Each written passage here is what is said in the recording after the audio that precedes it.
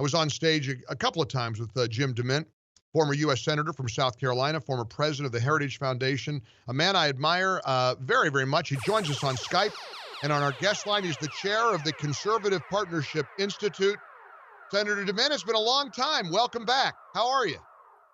Mike, I'm doing great, and we always miss you in Greenville, South Carolina. Actually, I'm in South Carolina this week, but Nice. appreciate you. Good to be back with you.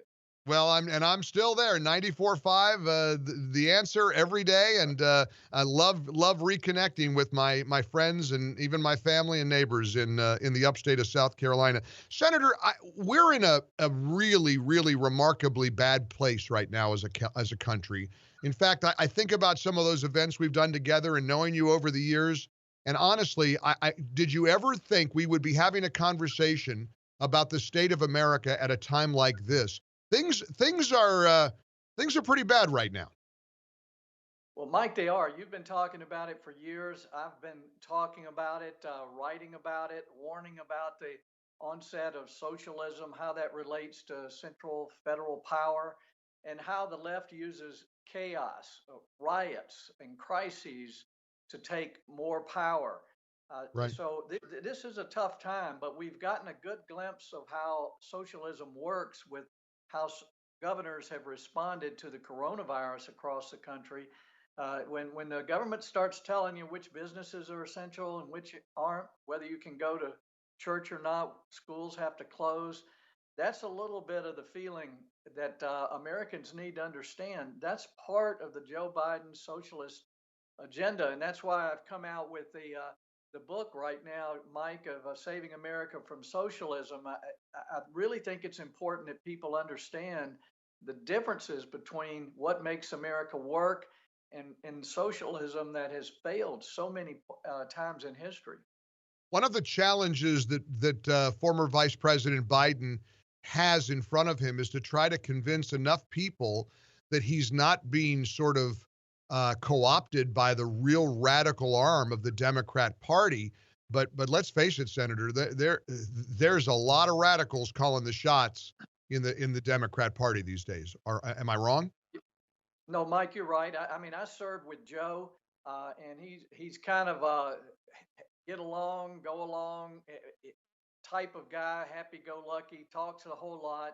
But you can see that he is not on his game at all now. He is on someone else's, and he's reading talking points he doesn't even understand. He's just trying to adopt the policies of the left to build that base up. I'm hopeful, Mike, that once the election becomes a contrast between Biden and Trump, that Americans will see more clearly what the choices are. Because right now it's just Trump against Trump. The media is 95% against him, as you know. But I think once he starts running his own commercials for himself and against Trump, I think you're going to see the American people realize that we had it pretty good before this coronavirus, and I think Donald Trump is the only one who can pull us out of it. Senator, the anti-Trump Republicans are getting a second wind, a second wave, and of course, the Washington Post is fawning over them now.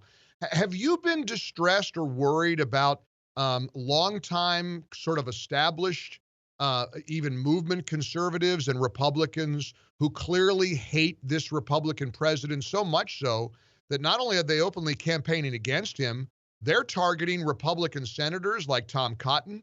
They're going after Josh Hawley. They don't just hate Trump.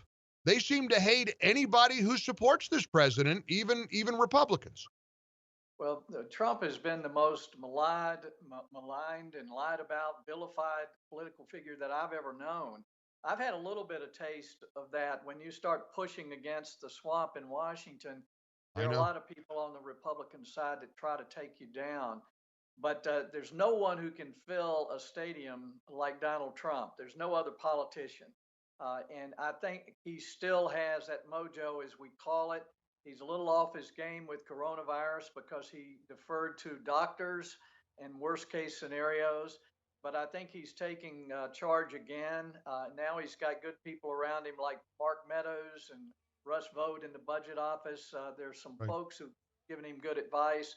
So I'm optimistic that as we move into the fall, that you're going to see the real Donald Trump. And then the more we see of Biden, I think the more we're going to like Donald Trump.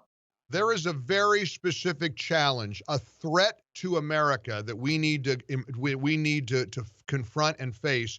And I'm about halfway through the book, Jim DeMint's book, Saving America from Socialism: How to Stop Progressive Attacks on Freedom, is a must read. And I thank you for your voice as always. We need to have you back more often, Senator, but keep fighting the good fight, and congratulations on all the great work you're doing at the Conservative Partnership Institute. I hope the book is a big success. Thanks, Mike. I love your show. Thanks for having me today. Thank you, sir. Love your voice. Appreciate you being back with us. Senator Jim DeMint joining us. And again, real important book, Saving America from Socialism. You can get it anywhere books are sold. Order it online. Very important read, because we do have a challenge that we've got to meet.